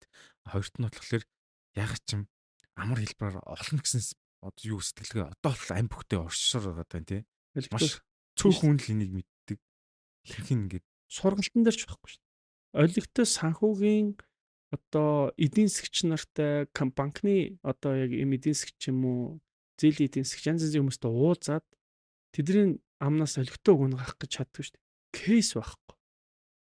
Кейсгүй. Кейс ярихлаараа энэ их олон жилийн өмнө болж байгаа ингээ бүр шал өөр цаг үе юм яриад эхэллээ. Тэрийг одоо ярьж болох болцсон учраас ч гэдэм. Эсвэл тэр хит их нууцлал гэдэг юм нөөрэ буцаагаад энэ хүмүүст өсөд дэвжих боломжийг масс толгохгүй цөөнхөд л яваад байгаа байхгүй юу? Тэгэхээр ингээд нэг цөөхөн хэдэн хүмүүс л нөгөө босон үйл явдлаа ингээд энийг ярьж болохгүй нууц те. Хов хүний нууц илэрхийлж болохгүй гэдэг яваад тийм шүү. Одоо тэгээд таны хэлдгээр тэр рил болгодог гэдэг тэрийг нөгөө нэг ямар нэгэн байдлаар одоо бүр ингээд нэг сан үсгээд баг дэлгэмээр л санагдах юм тий. Одоо тэг болдог бол тий. Хүмүүс нь дургуцаад бүр устгуулсан тохиолдол зөндөл байх та. Устгуулна. Зарим нь тэр лайв маяг устгуул. Тэгэл окей. Тэг үнэхээр өөрчлөн хэцүү. Тэг тэр хүний сэтгэл зүйл бодож байгаа юм л та. Энэ хүнд өөрт нь хэцүү байгаа дахад би одоо явах тэгэл. Тэнгуут тэрнээс болоод зөвлөгөө авах хүмүүсийн тоон багс чинь. Яг тэгэхээр миний амьдралыг яриад ах юм байна. Боли гэд. Тэгэхээр энэ чинь нөгөө нэг цаана ямар өгөөчтэй юм болоод байна гэдгийг сайж. Яг хөө нөгөө талдаа би ягаад тэрийг яриад байгаа юм бэ гэхээр тэр номчин бол миний одоо муу мухай бүх юм байгаа байхгүй. Тэр номон дээр өөрийгөө бүгдийг бичсэн байхгүй. Миний зүйлийг давн гарч чадсан нь өөрийнхөө муу мухайг илчилсэн байхгүй. Яг тэгэхээр хүмүүс уншихад амттай байгаа байсан болов гэж боддоо шүү дээ. Яг адилхан уналт, адилхан ийм асуудлууд аглаар ингээд нөө заасан биш. Заагаагүй. Тэр номон дээр яг өөрийнхөө болохгүй байгаагаа л би ингээд би ингэчээ гэл яриад байгаа байхгүй өөртөөгөө л яриад. Тийм. Тэгээ тэр чинь яг ингээд 20,000 төгрөгөөр яриад манай редактор хүртэл хийсэн. Мөнгө надад 20,000 жараа жолдох уу гэд. Тийм нөө бичвэр дээр. Жохо өсгчүүл яа. Яг энэ кейс дээр чи ээжигээ жоох муухай харагдуулах гэдэг. Засчих уу. Тэгэхээр ингээд эн чинь бүх юмыг биш болох гэдэг шүү дээ. Биш болгочих гэдэг байхгүй. Бид нар ийм л юм босгох. Тэгэхээр энэ дотор чинь хүүгийн сэтгэл гэдэг юмыг тэр хүн мөнгөнд бодоод байна л да. Би болохоор босон үйл явдал болохоос ш. Энэ дэр би ээж юмуулаагүй. Яг босон үйл явдлаа би бичихгүй л энэ хүмүүст хүрэхгүй тий гэдэг юмыг яг тухайд мэдсэн байхгүй. Тэгэхээр яг надад л болоод байгаа үйл явдлыг л би хуваалцъя гэсэн чинь хүмүүс уншихтаа яг надад болж байгаа үйл явдал юм шиг санагцсан гэж уншиж байгаа байхгүй. Тэгэхээр эн чинь нөгөө хүмүүсийн асуудлууд давхцлал айгүй ихтэй байгаа байхгүй. Үгүйж шүү дээ. Тийм үнэ учраас тий. Зүг. Тэгээд нөгөө нэг чинь нөгөө нэг юу ч биш олигтой мөгтөр хадгалж чиглэлээгүй нөхрийн хадгаламжийн тухай ном хүмүүст хүрсэн гол одоо амин сүнс нь тэнд байсан болов гэж боддоо шүү. Зүг. Нилээ удаан бестселлер болсон байх гэж би санагдаж байна. Багцаагаартай хичнээн хувийг борлуулж чадав. Тийм одоо тэр тоон одоо юм аа. Тэрэн дээр айгүй харамсмаар. Би чинь миний зарчим болохоор за зарагдах юм бол гэж бодоод тэгээд хэвлэлтийн тоон жоохон багасаад эхлэв. Дахиад хэвлүүлчих гээл. Ийм зарчмаар явсан болохоор одоогоор заримдаа надаас энэ хэвлэлийн газраас асуудаг. Тэгээд одоо энэ хэддэг хэвлэн гэхүү гэхээр надад байхгүй байхгүй. Тэр дата нь байхгүй тий. Миний зүгээр бодож байгаа бол ямар ч сан 40,000-аас 50,000 ахаал гэж бодож байна. Тэрнээс ихч биш магадгүй. Бас нөгөө нэг автономо дамлж цаашаа хүмүүст ингээл ойр дөрөнд уншсан байж таарч. Тэгээ хүрсэн тоон бол баг даблдах бол байх гэж бодож байна тий. Тийм магадгүй. Тэгээд уншсан зарим хүмүүс чинь ингээл асуухлаар би тэр чинь бол уншсан гэдэг хүмүүс их л байдаг. Зүг. Одоо ингээд өсвөр насны хүүхдүүд ч юм уу сошиал дээр айгүйх харагдаж байгаа таны хэлдэг нэг гой сайхан л харуулж байгаа бүгд бит тимээ орлого оллоо инглигээд цаана ямар хэцүү зүйлс тулж байгааг нөгөө харуулдгүй нөгөө унс нүхний онол гэдэг шиг алтааг нь ерөөсөө ярьдгүй. Тэгэхээр нөгөө нэг хүүхдүүд ч юм уу өсвөр насндаа айгүйх би нэг ийм ийгээд ингэж бодлоо гэдэг нэг юм сургалт зарлаад тэр сургалтынхаа мөнгийг аваад гэх юм уу те нэг жишээ. Тэгээ тэр мөнгөөр болоод байгаа нэг мэдхгүй байгаад өөрт хоригдлагдаагүй туршлагаа ингэж түгээх нь бас ямар эрсдэлтэй гэдэг бол та бас нэг таны үзэл бодол. Яг тэгэл зах зээл бол хайгаа олон холих бараатайгаа өргөтөйгөө цуг явж л байгаа. Тэгэл хэрэглэгч яаж ялгаж сурах нь өөрийнхөө амьдралынхаа золиос сурлал байх. Маш муу готлоод өмсөө тэр нь үнэхээр өнөр танаар дийлдэхэлээ дурагдаад ч юм өвлөөд авахгүй бол дараагийн удаа би ямар новшийн готл авчихгүй тулд яг яаж шалгах вэ гэдгийг сурдагтай адилхан. Сургалт ч тэр тэхэл ах л гэж боддоо шүү дээ. Тэгэхээр нөө хэрэглэгч одоо бүтээгдэхүүн гаргаж байгаа бүтээгчийг өөрөө бүтээх хэрэгтэй юм болоо гэж бодоод байгаа юм л та. Тэгэхгүй чи хохирсоор авах болно гэдэг зарчим. Одоо болохоор нэг байгууллагуудын юун дээр бас харагддгийг. Төрөний хэлдгээр хүүхдүүд их шиг ингээд өөрт нь байхгүй энэ тэндээс дата мэтэл цуглуулаа сурвал. Би өмнө өөрөө тийм л байсан л та. Тэгээд тэрийг ингээд аваад идэв. Яг компаниуд юу хийсэд байгаа юм гэхээр мотивац хийсэд байгаа шүү. Ийм урам зориг. Хол явахгүй шүү дээ. Урам зориг чинь. Тэгэл байхгүй л шүү дээ. Тэгэхээр тэр хүн чинь ингээд буцаад дахиад яхан тэр компани дахиад мөнгө гаргаад дахиад урам зориг яах. Тэр компанид угаасаа л тэр хүнд байхгүй байгаа датлыг өгөөгүйгээс хойш тэр хүнд нэг 7 хоног урам зориг өгөөд яах вэ? Өмнө нь бол би яг тийм урам зоригийн нөхөрлөөс байж л дээ. Тэгээд яах вэ? Тэгэл одоо бол ийм юм ярьж болохгүй мэн гэл. Тэгж байхгүй л та яах вэ? Тий асуудал ямар асуудал байгаа юм?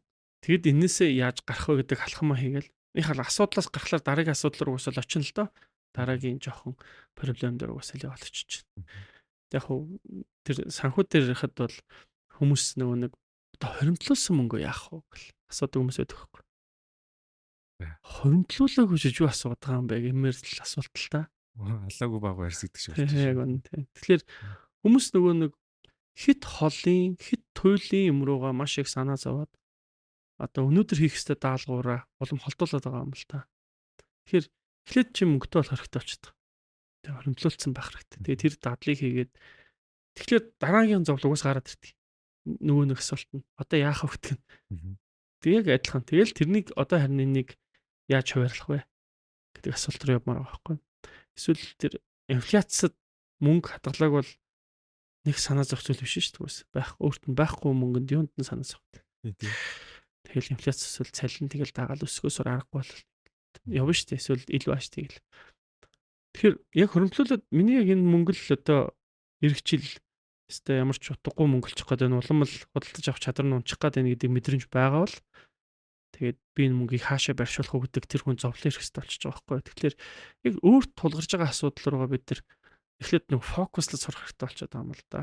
Яг хаашаа харах уу гэдэг. Тэгвэл бид нар хит алсын, хит холын юм ингээ харах гад хоёрдугаар тийм чадвар суугааг байгаа байхгүй. Тийм алсын юм харах чадваргүй мөртлөө зориг тодорхойлчихлоор тэр бүтэхгүй зориг тодорхойлчихж байгаа байхгүй. Шантаргаас гадна тэр хүн эзэж тийш очихгүй. Тэ. Тэгээд өмнөгөөч хийхгүй. Тэ. Тэгэхээр нөгөө нэг асар холын зориг тодорхойлоод тань л та. Тэр талаас нь хараад.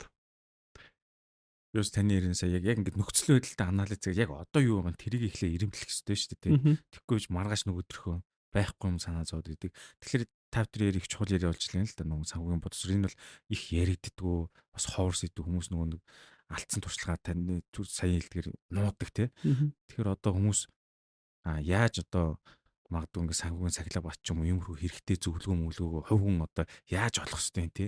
Магадгүй ингээл сошиал дээр хинэгний пэйж рилиз юм олж уншлаа. Тэгтээ сахилгуудаа тогтвортой болгохын тулд энэ зөв зүйл мэдээллийг сурвалжуудыг яах хэвтэй юм бол өөрсдөө л ингээ туулаад олгоор орхичих уу те.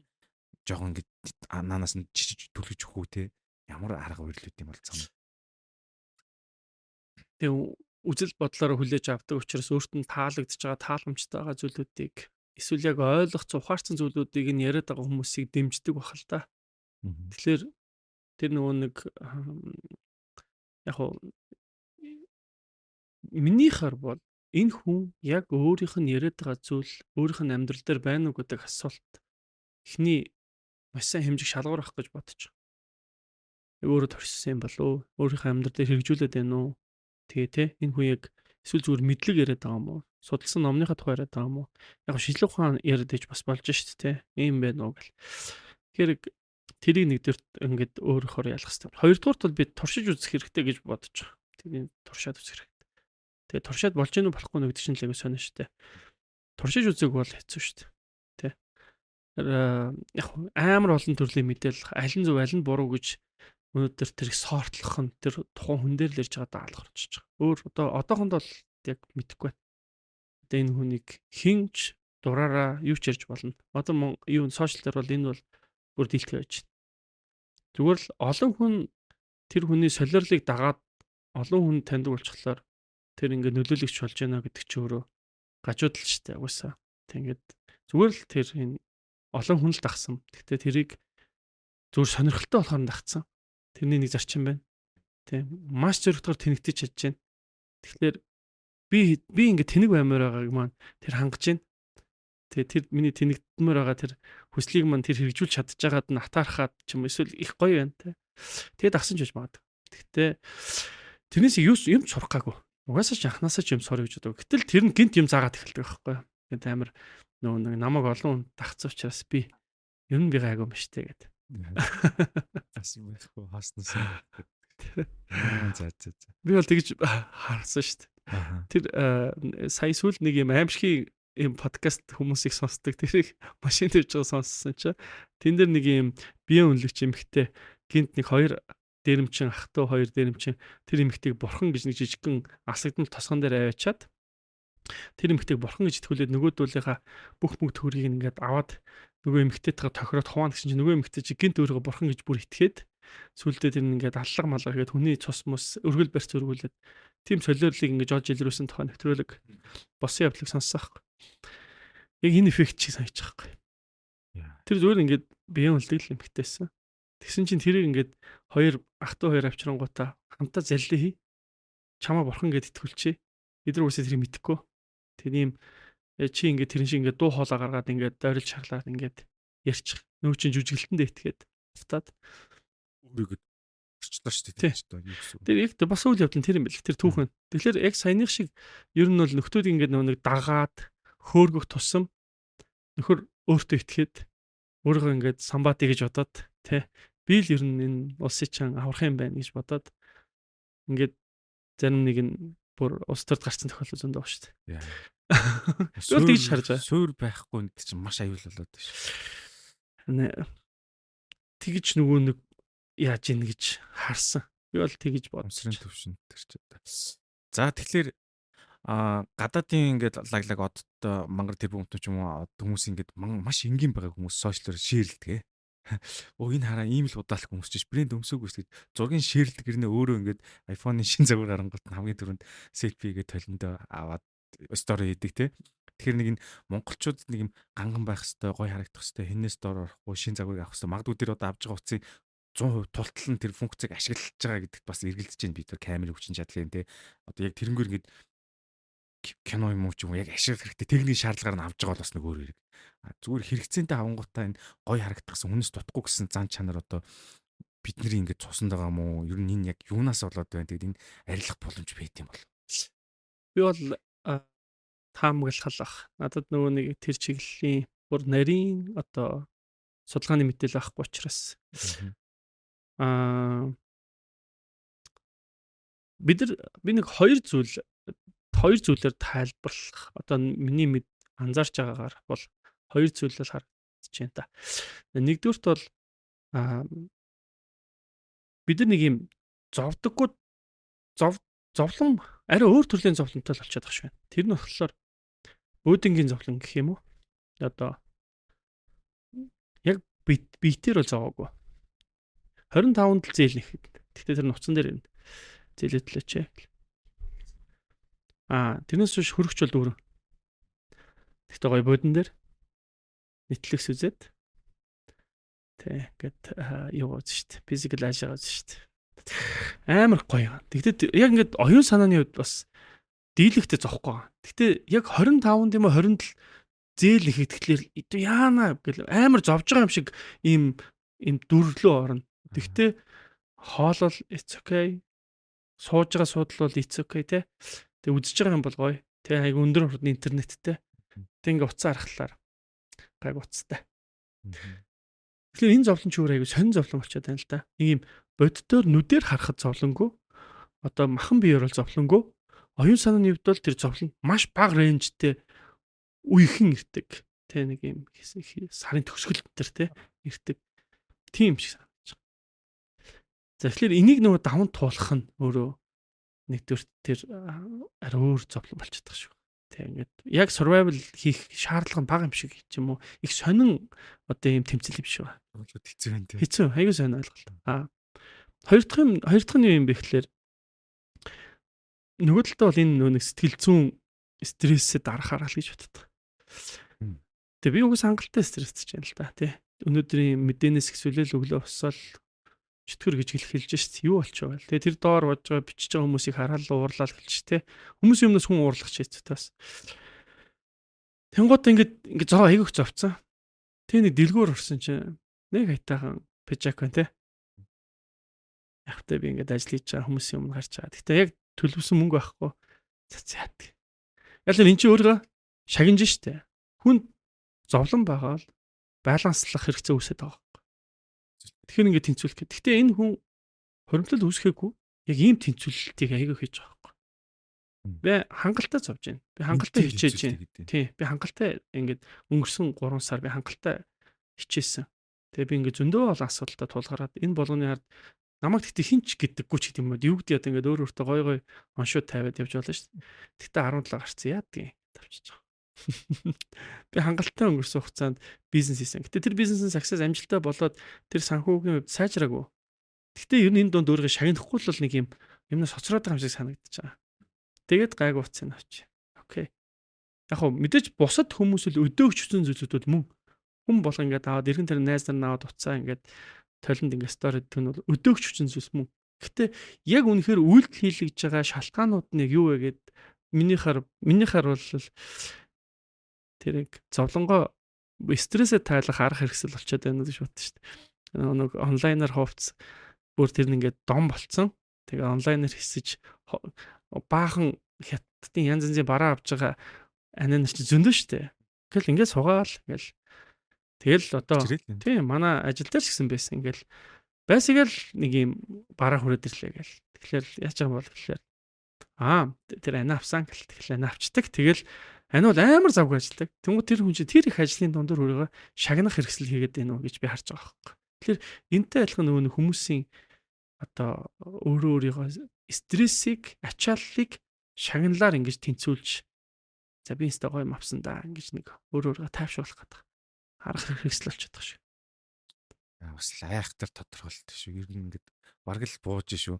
Одоо яг нэг хов хүн дээр ингээд шин загвар утас авлаа гэдэг ч юм. Тэр жижиг дунд үйлдвэрлэл дээр байгууллага дээр яг энэ зүгээр л нэг орчин нөхрөлж copy paste яг хуулцсан байгаад тийм. Багнаас зээл авах гээд төгслөржүүлэх гэдэг шүү дээ. За зээл өнгөд нэг машинууд аваад унцдаг том хар. Гинти бодолтой олтууд бас аяг ихтэй шүү дээ. Гинти бодолтой олтууд. Тэр гинти бодолтой олтууд бол аяг саяны нөхцүүдээс их хамаардаг баг. Шал өөр юм ихжсэн мөнгөөр шал өөр зүйл хийдэг. Анхны төлөвлөгөө нь өөр өссөн тий. Тэгшдэг хүмүүс бас их баг. Тэгээ яг авна гэжсэн машина биш тэрнээсээ дахиад хэд дахин үнэтэйг очиод авчдаг тохиолдол бас зөндөө байгаа. Анх яг авна гэжсэн байрнаас хэд дахин томруулаад авчдаг бас тохиолдол зөндөө. өдөр чинь нөгөө нэг хүмүүсийн саяны гинтийн шийдвэрүүд илүү сайн нь хэрэгжилчүүл эсвэл нэг мөссөн нэг мөр гэдэг юм бодлоод бид нар нөгөө нэг юм алхам алхмаар гэдэг зарчмаа ер нь жоох явах дургүй юм шиг гялцуулъя эсвэл гинт үсрэлтээ шал өөр болъё танигдахын аргагүй болъё гэдэг юм хийгээд байт. Сайн битүүрийн ярианаас ингээ харахад хувь хүн ингээд жижигхэн утас авч чам дунд жижиг байгууллага төр ирэнгүүт ингээд нөгөө том том үнэтэй нөгөө 5 7 300 болоод 2 чинь тэнгүүд яг энэ жижигхэн суур нь ч явсаар гад дээшээ төр дээр очиод яг хэвээр байгаад байгаа юм биш үстэй гэсэн имэйлт байгаад байгаа байхгүй нэг юм шийдвэрийн мөнгөний зарцуулалт энэ төртэй улсын төсөв төр. Ер нь нөхдөд бол бүр яаж ах хэвээр үнэхээр бичсэн болох төө. Тэ байсан бол өнөөдөр төсөв нь байнга алдагдaltaа. Тэгэл томрол мөнгө нь хүрэхгүй тий. Ингээл яваад шүү дээ. Тэгэхээр чи энэ болгоны чинь цаа Монгол тэр сан баялагын сан маань гэдэг юм нэр нь хэр вэти хэр асуудал гарахад хэр бие даах хэмжээнд тий гэдэг юмнууд илүү чухал баа шүү дээ. Ялангуяа тэр нэг тэтгэвэр болоод энэ хүмүүсийн нийгмийн даатгал тэр тэтгэврийн одоо систем нь хүртэл одоогийн ажиллаж байгаа хүмүүсийн залуучдын цалин татварын мөнгнөөс тэтгэврийг нь төлдөг итгэлцлийн зарчмаар явдаг гэхэлэр чи эн чинь өөр асуудал байгаа байхгүй. Үүн бол тэгэл олон жилийн өмнө ажилласан хүн бол мөнгө нь хоримтлагдчих байх хэрэгтэй шүү дээ. Яг тэ энэ минь бол бүр жоохон төвхтэй юм шиг байна. За би бол зүгээр харж байгаа зүйл бол яг уу сайхан юм хэрэгжилж болно шүү дээ. Энэ зүгээр цаг хугацааны асуудал шиг санагдтыг. Эхлээд яг чамд нэг юм суур одоо цаашаа ингээд жил болгон чиний амьдралын санхүү аюулгүй байдал руу улам дөхөөд ингээд явах чи хангалттай хөдөлмөрж л байгаа юм чи. Нэгэн л ажиллаж л байгаа юм чи. Тэгэхээр ингээд мөнгөтэй болж байгаа үед бол чи хэний хэрэглээ сайжрах ёстой байхгүй. Тэгээ гоё юм хэрэглэж болно. Гоё машин, гоё утас те. Хоёр төрлийн хүмүүс байгаа шүү дээ. Ер нь нэг нь жинхэнэ рил баян байгаа. За тэр баячууд дотор нь өстэй англиад одоо төвөг баг. Яаж мөнгөтэй болсон мэс. Баха хардталтууд л явна. Тэгээ тэр жинхнээсээ баяцсан яаж исэн гэдэг юм. Тэд нар бол хэрэгжилж байна. Тэр бол орлогынхон 10%-аар гоё амтарч. Амар гоё амтарч. Орлогын 10%-аар л гоё амтардаг. Тэгэхээр тэрний хоолтыг нэлээ өөр гэсэн үг. Гэтэл хуурамч баячвал маань болохоор маасанд тий. Орлогынхон 110%-аар амтарч. Тий. Тэгэхээр ингээд нөгөө нэг тэгтээ ялгахдахгүй болчихдог. Яг энэ баян юм бэ гэдэг нь мэддэггүй. Энэ яг юм баян бахаа гэж л ярина гэхээс амар хэрэглээ өөрчлөлт гэж ярьдаг болохоор тэгэл яваад байгаа. Гэтэл цаана болохоор эдгээр гинтний нэг удаагийн одоо асуудал үүсгэхэд ялгагдчихдаг байхгүй. Тэгэхэд одоо энэ дэр олон юм дэр шүү дээ. Урлагийнханд баг их харагдсан юм да. Урлагийнхан ч өөрөөсөө нөгөө нэг баян гаралтай биш дийлийнх нь.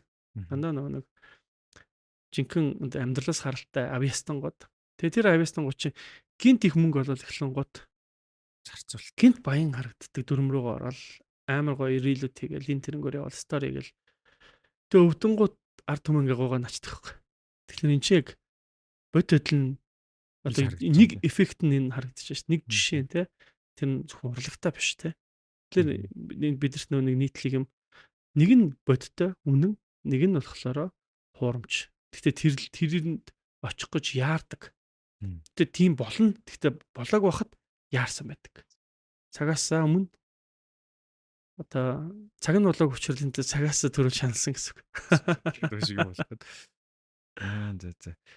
За ингээд өнөөдөр их чухал сэдвүүдийг ярьлаа. Электрон мөнгөн таны ярьсан кейсүүд бол бас хүрч байна. Бас манай Сансуй подкастыг сонсож байгаа хүмүүс бас хэрэгтэй зүйлс одоо гарлаа гэж үзэж байна. Тэгээд дугаар маань энэ төрөөр өндөрлж байна. Хоёулаа бас тодорхой хэмжээнд цаг гарын ярилцсан байна. Тэгээ хамгийн сүүлд нь манай Сансуй подкаст ерөнхийдөө ингээд бизнес эхэлж байгаа, бизнес оунерууд, кофаундерууд голцоон тим үүсэж байгаа. Бизнесийг алдаан хулт ярьдаг. Та тэгээд ер нь урт хугацаанд хувь хүн байгууллагын ерөнхийдөө байгууллага талдаа энэ санхүү төлөвлөхөд ямар шуухан гоё одоо дэмжих одоо суппортлох зөвлөгөө тип өгмөр байна. Тэгээд болцгоё гэж бодож байна. За би өөрийнхөө бизнесийн амжилт гэж юм байхгүй юм чээс одоо нэх гоё зөвлөгөө өгч чадахгүй байх. Надаас зөвлөгөө авсан хүмүүсийн нэг юм нийтлэг юм харагдаж байгаа нь болохоор дандаа л хувь хүний санхүүтэй дандаа холбоотой асуудлууд яригддаг. Тэгэд юу вэ гэхээр хүмүүс өөрийнхөө одоо дэлгүүр ажилладаг хүн гэхэд өөрийнхөө орж байгаа орлогыг бараа болгох гэдэг ийм бодлороо маш удаан авснаасаа болоод маш их хэмжээний өртөө эсвэл зүгээр бахан бараатай.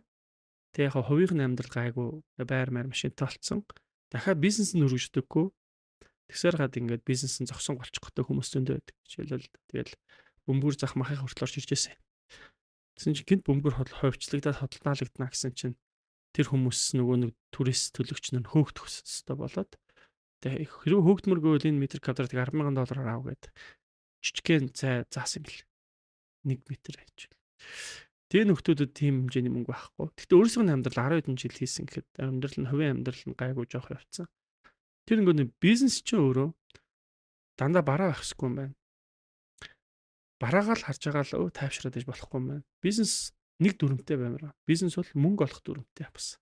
Яг уу нийгэмд хэрэгтэй зүйл хөдөлтөх гэдэг дүрм байгаагаас гадна мөнгө олох дүрмтэй. Олж байгаа мөнгнөөс чинь шууд хувьдаа авахгүйгээр бизнесийн хоримтлал гэдэг зүйл маш чухал байна. Бизнесийн хоримтлалаасаа бонд авч болно ус. Энэ бол дараагийн асуудал. Тэгэх юм бол тэр жоохон арай жоохон өөр хөдөлгөөнтэй инфляцаас арай жоохон ахиу хадгаламжаас хамаагүй ахиу ийм нөхцөл таны мөнгө дахиад хөрөнгө оруулалт болно. Тэгэхээр бизнес чинь орлого олох тусам таны бонд өсөөлөө. Хоёр төрлийн бизнестэй болж байна гэсэн үг. Яг тэр унтчихад мөнгө одоо унтдаггүй мөнгө ордог гэдэг үг чинь хөрөнгө оруулалтын л үг байсан юм бэл. Тэрнээс шил ерөөсөө дэлгүүр ажилтнууд хүнэх биш юм бэл. Ялар унтчих чинь гал гарна тий мэдхгүй. Ажилтан чинь л хулгайн тий мэдхгүй өстэй. Тэгэхээр унтчихад мөнгө ордог тийм хууль бол ерөөсөө бонд хөрөнгө оруулалт. Гэтэ энэ дотор Монголд бол бондын зах зээл нарай гайгүй хөгжиж байгаа юм байна гэж би сүүлийн үед ойлгоод өөрөө хийж эхлэе туршаад явж байна. Ийм алхмуудыг ингэж хийгээрэй. Манайс сүүлд маа подкаст нараас оржсэн нэг найз маань хэлчихсэн. 2 хос морьтой бол гэдэг зарчим ярьж байгаа. Бизнес чинь чиний нэг морь, хос морь чинь бол бонд. Чиний бонд томох тусам чи өөртөө игтэн бүтээж хэнэх чаалгана гэсэн үг. 10 жил бизнес чинь явлаа. Тэр морь чи ядрах бах. Тэгэхэд чи тэр үед нөгөө машин чинь чамд мөнгө өгөөд эхэлсэн байна гэдэг зүйлэн дээр. Тэгэхээр бизнесээ бол хажуудаа дандаа орлого мөнгө олоод мөнгө заавал гаргаж аваад тэр мөнгийг буцаад бизнес руу хийгээд байх биш гэдэг юм лэрч штэ тий. Ийм саналыг хэлээд дуусгая да. Их гой бууж нь яг бол Монголын жижиг дунд байгууллагууд нэг хувийнхаа хэрэглээтэй компанийнхаа бизнесийг нэгтгэцэн байдаг те. Энэ хамгийн их алдаа. Энийг тавлаа их гой тайлбарлаа салах гэдэг. За ингээд Сансуй подкастын түрээд өндөрлж байна. Мөнгө лектор маань маш хэрэгтэй өгөөжтэй хэрэгжүүлмээр байгаа санаудыг ярьлаа. Тэгээд цаг гарган хүрэлцээрсэн их баярлалаа гэдэг нэг YouTube цатлал намайг танд тусгаж байна. Баярлалаа. Ингээд манай подкастын сонсогчид хэрэгтэй зөвлөгөө өгсөн танд их баярлалаа. За баярлалаа. За подкастт орсон өрсөн нь шиг баярлалаа. Баярлалаа.